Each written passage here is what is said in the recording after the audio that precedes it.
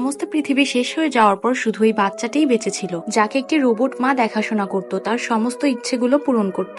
সময়ের সাথে সাথে ইভা অনেক বড় হয়ে যাচ্ছিল। একদিন সে একটি দরজা দেখতে পায় যেটার মাধ্যমে আবার পৃথিবীতে যাওয়া যেত, কিন্তু সেই সময়ই রোবট মা তাকে আটকে নেয় আর তাকে একটি গ্রাফিক মানুষের কাছে নিয়ে যায়। সে ইভাকে বলে, পৃথিবীটা আর মানুষের থাকার উপযোগী নেই, কিন্তু তুমি যদি সকল পরীক্ষায় উত্তীর্ণ হও তাহলে আবার পৃথিবীতে যেতে পারবে। এই কথা শুনে ইভা অনেক পরিশ্রম করতে শুরু করে দেয় এবং মানুষের ব্যাপারে বিভিন্ন জিনিস শিখতে শুরু করে। কিন্তু হঠাৎ একদিন একটি মনস্টার তাদের শেল্টারে ঢুকে পড়ে। মনস্টারটা ইভাকে দেখতে পেয়ে তার পেছনে ছুটতে শুরু করে। রোবট মা ইভাকে নিয়ে পালিয়ে যাওয়ার সময় সেই দরজাটির কাছে এসে পৌঁছায়, যেই দরজা দিয়ে পৃথিবীতে যাওয়া সম্ভব।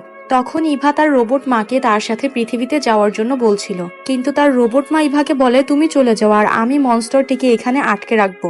তারপর ইভা প্রথমবারের জন্য পৃথিবীতে গিয়ে পৌঁছালো। পৃথিবীতে কি ইভা একা একা বাঁচতে পারবে সেটা জানতে হলে পার্ট 2 এর জন্য একটি লাইক করে দাও।